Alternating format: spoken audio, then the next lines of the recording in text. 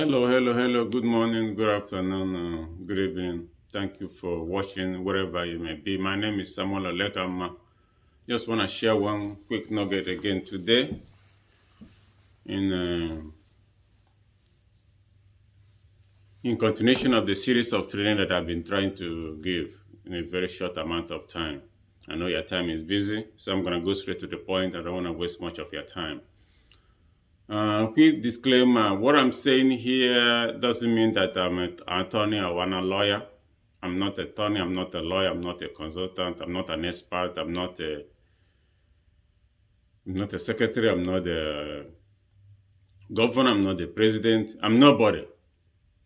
Everything I'm saying here is just for entertainment purpose only. Entertainment purpose only, for those who didn't hear it very well.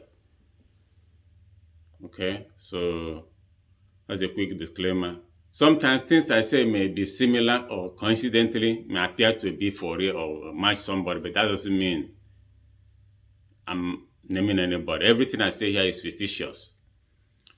Okay, that's a quick disclaimer. I hope I get that message. So I'm gonna go straight to the point. Like I said, I always try to make it very, very, very brief. But sometimes I tend to drag it a little bit further. Today I'm gonna talk about a little bit of what most people neglect, and that's in terms of related to the job of correction officer.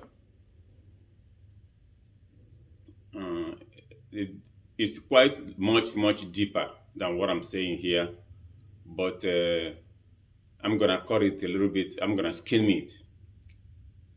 I'm gonna skim it a little bit on the surface. If you're not hearing me, please make a comment so that I can fix it. So I'm gonna skim it on the surface. What I mean, I'm gonna skim it. If I'm to give the history of correction in America, it'll be quite lengthy. If I'm to give the history of how prison started in America, it will defeat the purpose of this quick nugget that I'm doing now. It will be very lengthy.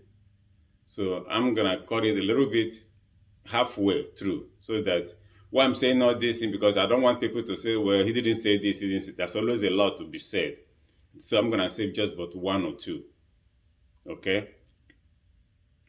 So most of the people, I'm basing my information based on my personal experience and knowledge of over 2 decades of working in a prison facility, clocking in and clocking out, what I call it. So that's what I'm judging my prison. That doesn't mean I know it all. I'm not claiming to know it all. Okay, so but that will give you a clear idea. I wish I had this information earlier on when I was about to sign for this job, or when I was about to get this job. Most of the information that I know now, if I had known it earlier, it would have equipped me more in doing the job, or even in deciding whether the job is a proper thing for me to do. If I had known all this information that I'm giving out, free of charge to prospective candidates or those that already do who can make the best out of it. You see, if it's too late now, but you can still make the best out of it by correcting measures and putting some of the advice I'm going to give you in place to make sure that you make a good career out of the profession. Okay? I'm not here to discourage you. That's not the intention. I'm here to equip you, to strengthen you, to give you the knowledge that will make you be a more equipped and strong correction officer. So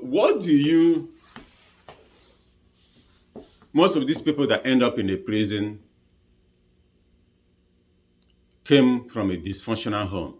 They don't have a father figure in their homes.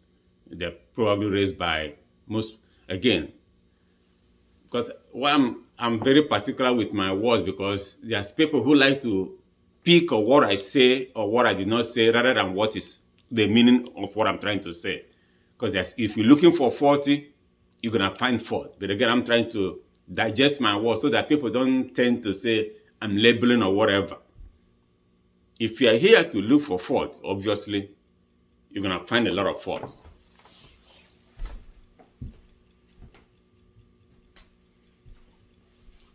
But if you're here to learn or to get something good, I'm going to give it to you. Something that will help you in your profession, okay? So what I'm saying that most people that end up in prison came from a dysfunctional home. That does not mean it's all of them. I'm not quoting any statistics. I'm not giving any record. Don't go by that whatever. Like I said earlier, everything I'm saying is based on experience, impromptu, and entertainment purposes only, fictitious. So you don't come and say, well, he said it, because I know why I'm saying it. People that would not like this, my video, are those that are bent on finding fault. And I'll advise them, if they are here, they can sign out. These people are for few that are really looking for a way to help them, something that will help them achieve something meaningful in their career. So they came from a dysfunctional family. I mean the inmates. Okay? And probably they're raised by a single family. They don't have a father figure. Most people know what I mean by father figure.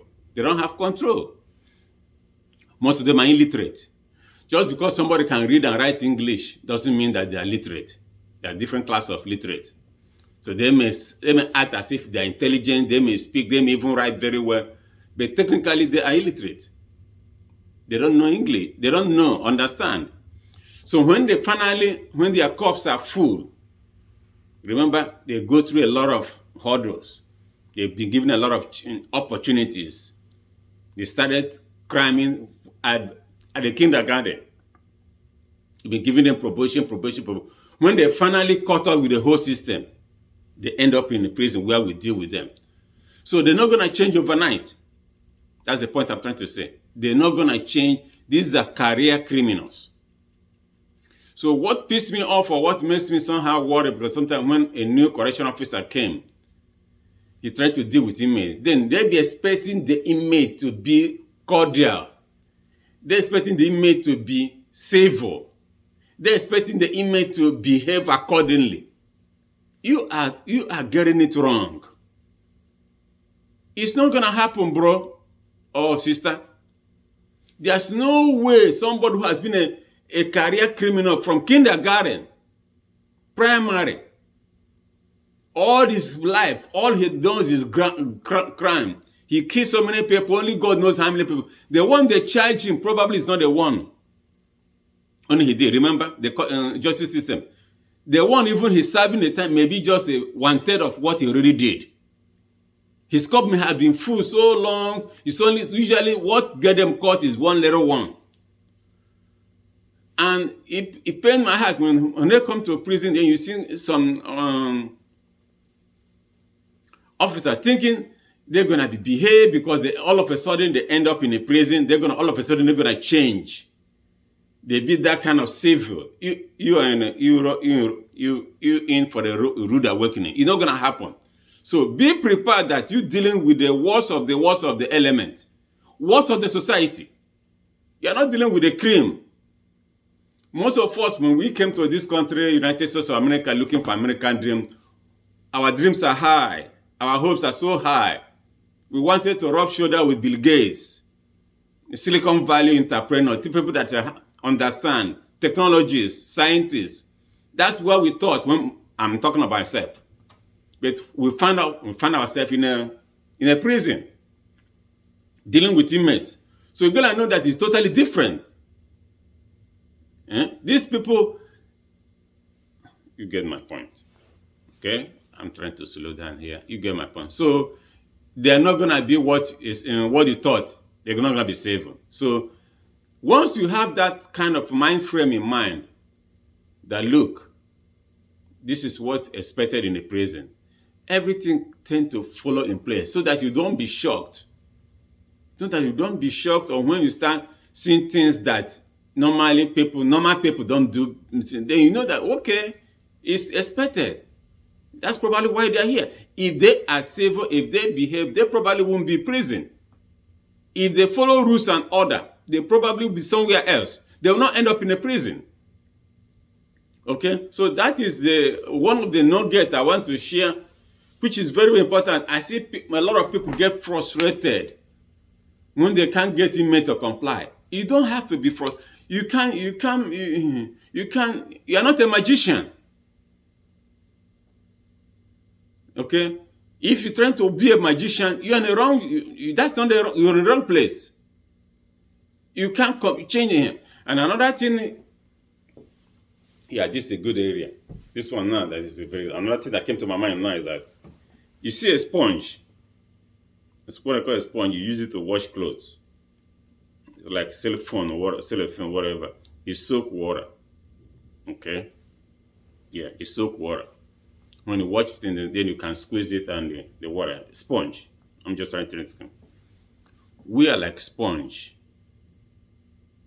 in the prison system, especially we of African descent. I'm saying this because sometimes, even in the prison, you have two different classes. Some people think the same as much better than other people. Realistic or unrealistic, that's not the issue, or that's not the purpose of my debate, but I'm just saying that it's out there. I'm not here to debate whether it's realistic or whatever, but I'm telling you, some people in that prison, they call themselves correctional officers, feel like they are more privileged than other people. But that's not the topic of this thing. So what I'm saying that we are a sponge. We suck. We are a sucker in the sense we suck the shit. We're not supposed to, but the job has finally ended up that whereby sometimes you have to be a sucker. You have to suck their insult. You have to suck their maneuver. You have to suck their assault. I can't even count how many times I've been assaulted in my career. Inmates have put their hands on me. They have spit on my face. They have poured urine on me. They have thrown feces on me. Especially in my early career, when I was in the Maryland House of Correction, it was worse then. It kind of be a little bit easier for me now because of the years I already put in. I kind of know when it's coming. But at the beginning of my career, they threw every oranges that didn't go where it's supposed to be, end up in my head, in my body. And I'm supposed to suck it. I'm supposed to absorb it. Why? Because I'm a correction officer. I'm a professional. I behave professionally. I'm the punching bag. All the elements of the society that were dropped at, I bear the consequence. Why? Because I chose to do that job. Every blame they had about their justice system or wrong of the justice system, the wrong arrest or wrong crime or whatever, I bear the grunt because I chose the job. So when you have that kind of mind frame, it can be a little bit so that stress can be reduced. I'm a sucker. Okay, let me put it myself. So that people don't say I'm calling. I suck their shit. In a day, I can't remember how many times I'm called a motherfucker, asshole, this, that, and I'm still have to maintain my cool. I have to take it. Why? Because I'm a professional. It's not supposed to be so. It's not supposed to be that. But the job has turned into that right now. Again, whether it's supposed to be or whatever, that's not the argument of the day. I'm just telling you what is realistic. So when you know you're a sucker like me, if you know you're a sucker, I'm a sucker, I take shit because of the paycheck, which is so much big.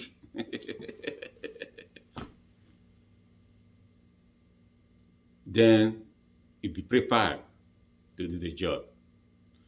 And when they look at you, especially, like I said, if you're from African descent, they've been brought up from their old career that Africans are dirty, they don't have a home, they sleep with wild animals. That's how their literature, their curriculum, their upbringing has portrayed Africa as a place that is not, we are wild animals. So when we come down here, they feel that they feel like them, even though they're in prison, they feel like they are more better than me or us. So you have to know their mind frame. Whatever you're telling them, they doubt it because they don't have that kind of, you see, you have to understand a frame of mind. I'm trying to go deeper now, but I usually don't like to go to them. People do things from their frame of mind, from their upbringing, from what they have accustomed to. If they thought that you are from the jungle, you sleep with wild animal, you don't take a bath, you don't eat, you only come to America because you want to, America is the only hope. They're going to treat you like the same equally, the same way, because that's how they'll be brought up. Only few of them traveled. 95.9% of them never step out of the country. They've never been to Africa. They've never been to Europe. And their books are bent on telling them anything but wrong in Africa. So they're not going to see you as anything good. Okay? You get my point? So that's what I'm saying. You have to, this is the mind frame they're coming from. So expecting them to all of a sudden move away from this mind frame and reason normally like a civilized or rational somebody is normally reasoned and treat you equally is not going to happen. So when I see officers expecting something from unexpected area, it baffles my heart. And most of them, they end up being angry, frustrated, and usually this tends to them to being too stressed or do something which they're not supposed to do. Remember again, like I said, we're professional. We're soccer. We suck the insult. When I started this job, even ordinary verbal insult used to be punishable. Now, you'd be lucky if you can even get a ticket for verbal insult. You'll be very lucky because of the way things have degenerated. And again, that's not the purpose of this topic. The purpose of this topic, like I said before, I want to keep it focused, is that know where you are, know your environment, know your surrounding. Know that you are dealing with convict who has been career convict for a long time. You're not going to be a saint overnight. There's a proverb they say in Africa, I don't know how to say it.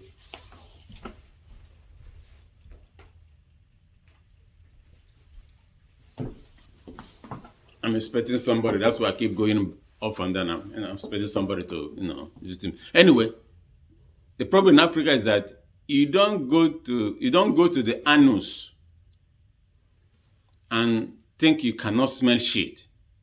I don't know if this is a little bit grudge, but it could be, but that will send a message. When you go into the anus of any animal, that's where feces come out. And you would expect that the smell is not going to be comfortable because feces doesn't smell good. So when you go into anus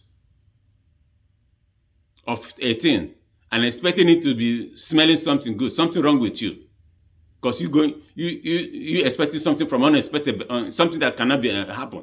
You're going, you really do something wrong. So anus supposed to come with shit. A shit come from anus, and the shit smells awful. It don't smell good. So when you are in the area of anus, you're supposed to smell something awful. So how does that relate? When you are in prison, you're dealing with the worst element of the society. That's what you bargain for. Deal with it. Expect it and handle it. Don't let it burn you and stress you out and make you feel like the world is over. No, or push you to the point that you can do something may even end up you yourself becoming a victim of a prisoner, swapping with the inmate. You see my point? That's the whole purpose of this few minutes nugget. I hope this thing helped. Like I said, I really want to talk more, but I want to make it as quickly as possible to get the message so that you can grab it, so you can do every other thing in your life. I don't want to take much of your time. I know your times are very busy. It's a pleasure chatting with you. I'll see you next time.